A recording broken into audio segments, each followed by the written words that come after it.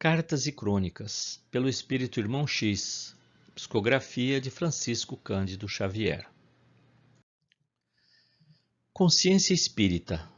Diz você que não compreende o motivo de tanta autocensura nas comunicações dos espíritas desencarnados. Fulano, que deixou a melhor ficha de serviço, volta a escrever, declarando que não agiu entre os homens como deveria. Cicrano, conhecido por elevado padrão de virtudes, regressa por vários médiuns a lastimar o tempo perdido. E você acentua, depois de interessantes apontamentos. Tem-se a impressão de que os nossos confrades tornam do além atormentados por terríveis complexos de culpa. Como explicar o fenômeno? Creia, meu caro, que nutro pessoalmente pelos espíritas a mais enternecida admiração. Infatigáveis, construtores do progresso, obreiros do cristianismo redivivo. Tanta liberdade, porém, receberam para a interpretação dos ensinamentos de Jesus que, sinceramente, não conheço neste mundo pessoas de fé mais favorecidas de raciocínio ante os problemas da vida e do universo. Carregando largos cabedais de conhecimento, é justo guardem eles a preocupação de realizar muito e sempre mais a favor de tantos irmãos da terra detidos por ilusões e inibições no capítulo da crença. Conta-se que Allan Kardec, quando reunia os textos de que nasceria o Livro dos Espíritos, recolheu-se ao leito certa noite, impressionado com um sonho de Lutero de que tomara notícias. O grande reformador, em seu tempo, acalentava a convicção de haver estado no paraíso, colhendo informes em torno da felicidade celestial. Comovido, o codificador da doutrina espírita durante o repouso viu-se também fora do corpo em singular desdobramento. Junto dele, identificou um enviado de planos sublimes que o transportou de chofre à nevoenta região onde gemiam milhares de entidades em sofrimento estarrecedor. Soluços de aflição casavam-se a gritos de cólera, blasfêmias seguiam-se a gargalhadas de loucura. Atônito, Kardec lembrou os tiranos da história e inquiriu espantado: jazem aqui os crucificadores de Jesus?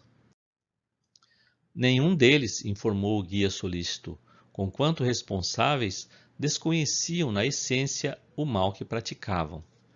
O próprio mestre auxiliou-os a se desembaraçarem do remorso, conseguindo-lhes abençoadas reencarnações em que se resgataram perante a lei. E os imperadores romanos?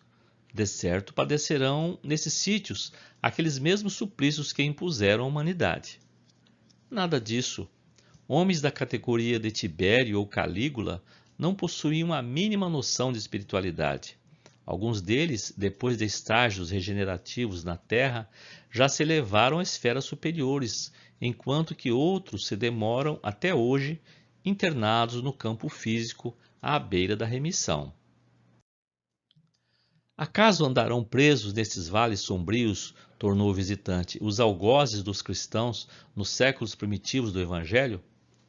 De nenhum modo, replicou o lúcido acompanhante. Os carrascos dos seguidores de Jesus nos dias apostólicos eram homens e mulheres quase selvagens, apesar das tintas de civilização que ostentavam.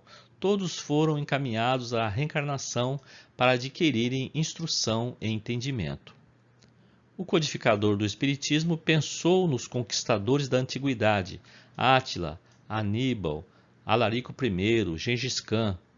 Antes, todavia, que enunciasse nova pergunta, o mensageiro acrescentou, respondendo-lhe à consulta mental: não vagueiam por aqui os guerreiros que recordas. Eles nada sabiam das realidades do espírito e, por isso, recolheram piedoso amparo, dirigidos para o renascimento carnal, entrando em lides expiatórias conforme os débitos contraídos. Então dize-me, rogou Kardec emocionado, que sofredores são estes, cujos gemidos e imprecações me cortam a alma? E o orientador esclareceu imperturbável: Temos junto de nós os que estavam no mundo plenamente educado quanto aos imperativos do bem e da verdade, e que fugiram deliberadamente da verdade e do bem, especialmente os cristãos infiéis de todas as épocas, perfeitos conhecedores da lição e do exemplo do Cristo e que se entregaram ao mal por livre vontade. Para eles, um novo berço na terra é sempre mais difícil. Chocado com a inesperada observação, Kardec regressou ao corpo e de imediato levantou-se e escreveu a pergunta que apresentaria, na noite próxima, ao exame dos mentores da obra em andamento e que figura como sendo a questão número 642 de O Livro dos Espíritos. Para agradar a Deus e assegurar a sua posição futura, bastará que o homem não pratique o mal? Indagação esta a que os instrutores retorquiram: não, cumpre-lhe fazer o bem, no limite de suas forças, porquanto responderá por todo o mal que haja resultado de não haver praticado o bem. Segundo é fácil de perceber, meu amigo, com princípios tão claros e tão lógicos, é natural que a consciência espírita, situada em confronto com as ideias dominantes nas religiões da maioria, seja muito diferente.